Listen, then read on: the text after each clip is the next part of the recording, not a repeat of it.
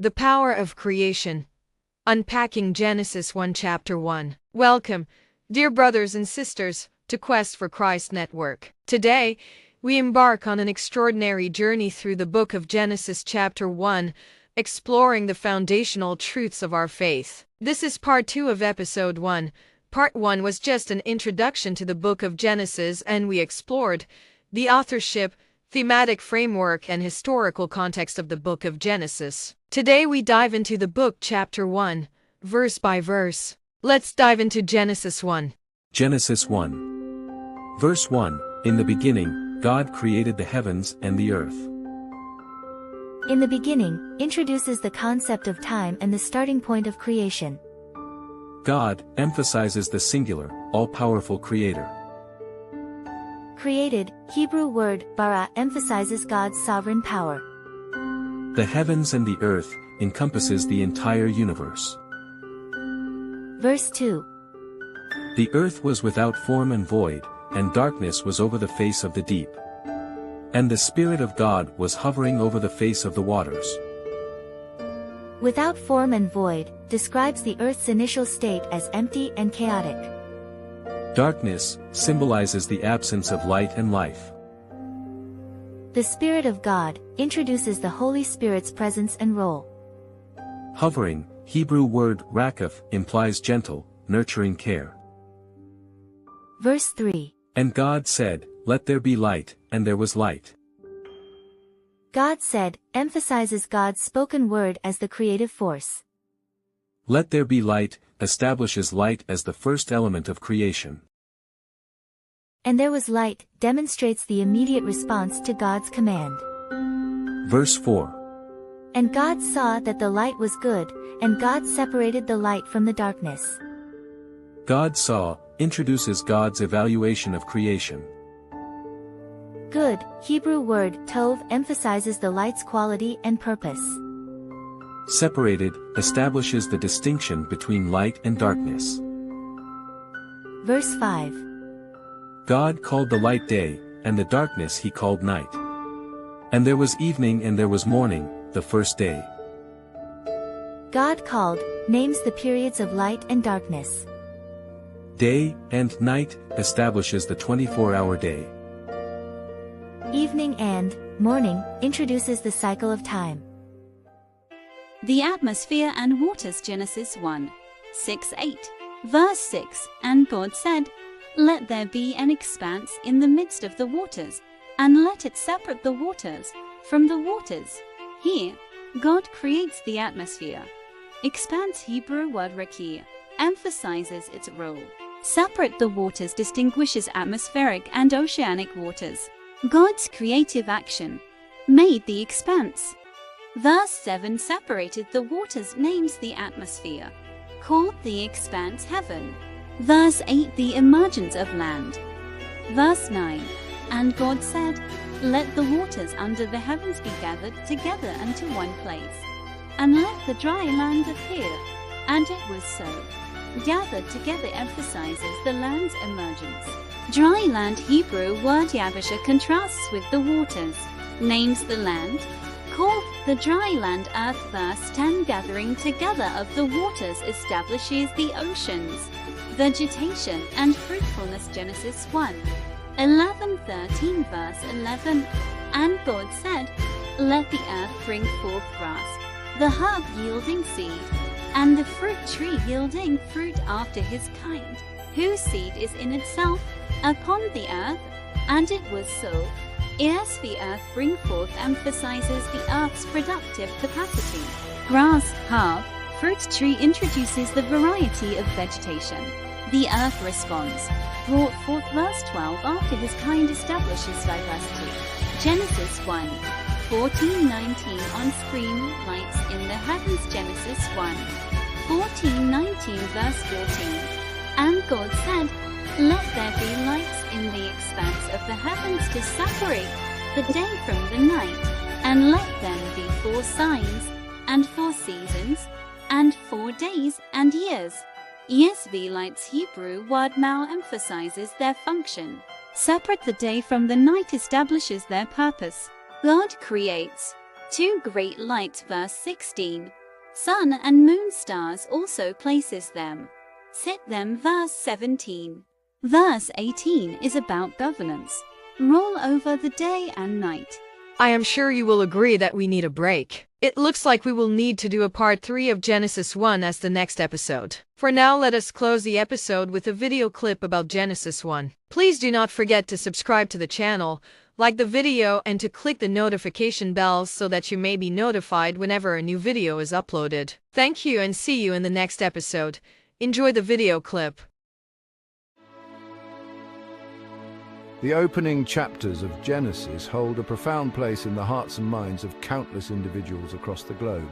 This ancient narrative, passed down through generations, lays the foundation for our understanding of the world, ourselves, and our relationship with the Creator. It's a story that has shaped cultures, inspired art, and ignited theological debates for millennia, from the towering cathedrals of Europe to the intricate tapestries of the East. The creation story echoes through human history. Its influence can be seen in our literature, music, and even our scientific endeavors. The very idea of a 7-day week, a concept woven into the fabric of our lives, finds its origin in this foundational narrative. Yet, despite its enduring presence, the Genesis creation story remains a source of both wonder and contention. Its poetic language and profound imagery invite multiple interpretations, leading to diverse understandings of its meaning and implications. For some, it's a literal, historical account. For others, it's a symbolic representation of deeper truths. Regardless of one's interpretation, the power and influence of this ancient narrative are undeniable. It speaks to something fundamental within us, a yearning to understand our place in the grand tapestry of creation. The book of Genesis, particularly the creation account, is not a scientific textbook. It doesn't aim to provide a detailed explanation of the physical processes involved in the universe's formation. Instead, it offers a theological narrative, a story that reveals God's character, his relationship with creation, and humanity's place within it. To truly grasp the significance of the creation story, we must approach it with a posture of humility, recognizing that we are dealing with mysteries that transcend our finite understanding. The language of Genesis is often poetic and symbolic, inviting us to delve deeper than a purely literal interpretation. It's a story that speaks to the heart as much as to the mind, inviting us to contemplate the awe-inspiring power of the Creator and the intricate beauty of the world around us. As we embark on this journey through the days of creation, let us set aside our preconceived notions and allow the text to speak to us afresh. The creation narrative begins with a world shrouded in darkness, a void without form or structure. Into this emptiness God speaks, and his word carries creative power. Let there be light, he declares, and light bursts forth, piercing the darkness and marking the beginning of time and space. This initial act of creation highlights the power of God's word. He doesn't create through physical exertion, but through the sheer force of his spoken command. Light, in this context, represents order, knowledge, and the very presence of God. It stands in stark contrast to the chaos and darkness that preceded it. The separation of light from darkness on the first day establishes a fundamental rhythm to creation, a pattern of order and distinction that will continue throughout the narrative. It's a reminder that God is a God of order, purpose, and intentionality. On the second day, God's creative work continues as he separates the waters above from the waters below, forming the expanse of the sky. This act further emphasizes God's power to bring order out of chaos, to define boundaries, and to establish structure. The creation of the sky, or firmament as it's referred to in some translations, highlights the importance of boundaries and distinctions in the created order. Just as God separated light from darkness, he now separates the waters, creating a space for life to flourish. This separation also points to the multi-layered nature of creation. There's a realm above, where the clouds gather and the rain falls, and a realm below, where the seas teem with life. God's creative power is evident in both realms, demonstrating his sovereignty over all that exists. Section 5, Day 3, Earth and Seas Teeming with Life. The third day marks a significant shift in the creation narrative. God gathers the waters below, forming the seas, and dry land emerges, revealing the continents and islands. This act demonstrates God's power over the elements, his ability to shape and mold the earth according to his will. But the creative work doesn't stop there.